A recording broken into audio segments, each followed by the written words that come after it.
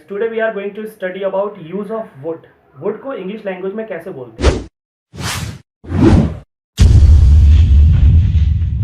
Actually will का past form होता है वुड, लेकिन काफ़ी लोग कंफ्यूज रहते हैं कि हम स्पोकन इंग्लिश में वुड को कैसे यूज़ करें, कैसे बोलें। So I am gonna explain you with 6 points. Start from point first. कभी कभी हम लोग पास्ट में फ्यूचर की बात करते हैं। जैसे मुझे पता था कि वो वापस आएगा। अगर मैं सिंपल ये सेंटेंस बोलूँ कि वह वापस आएगा तो बोलूँगा ही विल कम बैक। ये फ्यूचर सेंटेंस हो गया, ही विल कम बैक। अब इसी को मैं पास्ट में बोलूँगा कि मुझे पता था कि वह आएगा, तो I knew that he would come back. तो यहाँ पे वुड का यूज़ करेंगे पास्ट में, ही वुड कम बैक।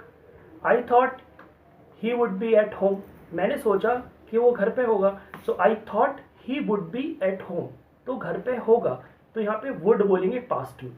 तो पास्ट के अंदर फ्यूचर की बात करते हैं। जैसे उसने मुझसे बोला उसके फादर मार्केट जाएंगे, he told me that his father would go to market. तो अगर हम वैसे ही बोले कि उसके फादर मार्केट जाएंगे तो क्या बोलेंगे, his father will go to market. But past के अंदर फ्यूचर बोलेंगे कि उसने मुझसे बोला मेरे फादर मार्केट जाएंगे, तो he told me that his father would go to market. Let's start point second. कभी कभी हम लोग किसी से रिक्वेस्ट करते हैं या किसी को ऑफर देते हैं। जैसे हम किसी से को ऑफर देते हैं, आप चाय पियेंगे, तो अगर हम ट्रांसलेशन करें तो क्या बोलेंगे, विल यू हैव टी। लेकिन यहाँ पर विल की जगह पर आप वुड लगाकर पूछें तो ज़्यादा पोलाइट होगा। अगर हम किसी से हम्बल तरीके से पूछते हैं तो बोलेंगे वुड यू हैव टी।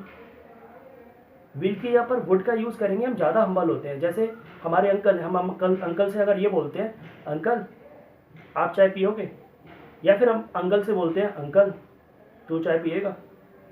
अगर तू करके बोले अंकल तू चाय पिएगा तो कितना बुरा लगेगा। ऐसी इंग्लिश लैंग्वेज में अगर वुड लगा के पूछेंगे तो ज़्यादा अच्छा लगता है। तो वुड बोलकर आप ऑफर या किसी को रिक्वेस्ट करेंगे, would you come with me, would you come tomorrow. Okay, let's start point third. कभी कभी हम किसी बंदे से कोई काम करने के लिए बोलते हैं तो उस एक्शन को बोलते हैं सीधा। जैसे किसी से बोलना है जा, तो क्या बोलेंगे, गो, आजा, कम, बैठ जा, सिट।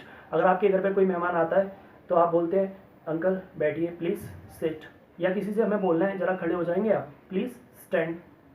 लेकिन अगर हम डायरेक्ट एक्शन बोलते हैं तो वो थोड़ा सा रूड हो जाता है, ऐसा लगता है किसी को ऑर्डर दे रहे हैं। तो आप लोग किसी से कोई काम करने के लिए बोलें तो इंग्लिश लैंग्वेज में सबसे बेस्ट तरीका होता है वुड यू माइंड। और जो भी एक्शन करने के लिए बोल रहे हैं आईएनजी लगाकर बोल सकते हैं। जैसे would you mind sitting please, would you mind standing please, would you mind shifting please. आप थोड़ा शिफ्ट हो जाएंगे, थोड़ा सरक जाएंगे, would you mind shifting please, would you mind फैचिंग me salt please, ज़रा मुझे सॉल्ट फैच करके देंगे। लेकिन स्पोकन इंग्लिश के अंदर बहुत ही सिंपल तरीके से बोला जाता है, शॉर्ट तरीके से, या फिर स्लैंग बोलते हैं हम लोग, शॉर्ट बोलते हैं। तो आप वुड यू को हटा सकते हैं, केवल बोल सकते हैं mind sitting please, mind standing please, mind फैचिंग me salt please. English language में कोई भी बात आपको कोई काम करने के लिए, कोई एक्शन करने के लिए किसी बंदे से बोलना है तो माइंड और एक्शन में आईएनजी लगाकर बोल सकते हैं। Okay, let's start point fourth. एक वीडियो मैंने पढ़ाया था आपको कि कभी कभी हम कंडीशनल सेंटेंसेस बोलते हैं, ऐसी बातें करते हैं कभी कभी जो कि हाइपोथेटिकल होती हैं, कहने का मतलब बहुत बड़ी बात करते हैं। जैसे इन्हें कंडीशनल सेंटेंसेस बोलते हैं, अगर मैं उसका भाई होता तो उस लड़के में गोली मार देता। तो ये बहुत बड़ी बात हो गई, कोई किसी में गोली नहीं मारता। ये कंडीशनल सेंटेंसेस होते हैं, इनमें आप सेकेंड सेंटेंस में वुड का यूज़ करते हैं। If I were her brother I would shoot him. अगर मैं प्रधानमंत्री बन गया, if I became the Prime Minister of India, I would attack America. Let's start point fifth.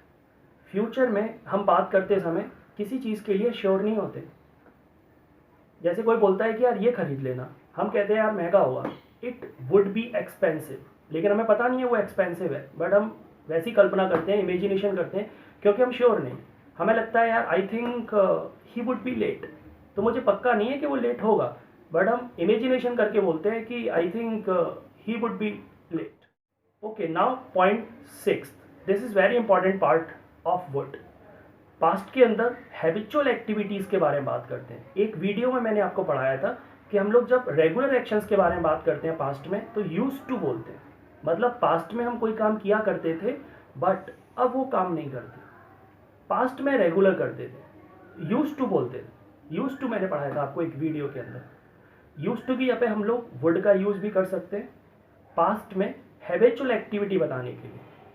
जैसे मैं जब दिल्ली में था, आई वॉज इन दिल्ली, 4 बजे उठता था। I would get up early at 4 o'clock. I would go for morning walk. I would work out for 2 hours daily. 2 घंटे workout करता था मैं। लेकिन एक पॉइंट का ध्यान रखेंगे कि हम लोग यूज टू की जगह पर वुड वहां नहीं बोलेंगे जहां पर हम किसी स्टेट वर्ब के बारे में बात करते हैं। अच्छा, स्टेट वर्ब क्या होती है? 2 तरह की वर्ब होती है, action verbs and state verbs. Action verb क्या होती है? जिसमें कोई एक्टिविटी होती है, वो एक्शन वर्ब होता है। एक्टिविटी मतलब खेलना, प्ले, दौड़ना, रन, ये एक्टिविटी है। फाइट एक्टिविटी है। लेकिन स्टेट वर्ब होती है जिसमें इमोशंस होते हैं, फीलिंग्स होती हैं। जैसे love state verb, like, need, want, ये सब स्टेट वर्ब होती है। तो आपको अगर स्टेट वर्ब्स के बारे में बात करनी है, स्टेट वर्ब्स क्या होती है? जिसमें हम आईएनजी नहीं लगाते, कंटिन्यूअस फॉर्म नहीं होती जिसकी। जैसे लाइक, लाइक में कंटिन्यूअस फॉर्म नहीं बोलते हम लोग, लव में कंटिन्यूअस फॉर्म नहीं बोली जाती। तो जब हम स्टेट वर्ब्स के बारे में बात करेंगे तो वुड नहीं बोलेंगे, वहाँ पर हम केवल यूज टू बोलेंगे। जैसे वो मुझे बहुत प्यार करता था, तो लव एक स्टेट वर्ब है, तो हम बोलेंगे he used to love me a lot. जैसे मैं पहले जयपुर में रहता था, तो I used to live in Jaipur. State verbs के साथ हम लोग यूज टू बोलेंगे और एक्शन वर्ब्स के साथ हम लोग वुड का यूज कर सकते हैं हैबिचुअल एक्टिविटीज के लिए पास्ट में। Thank you so much. That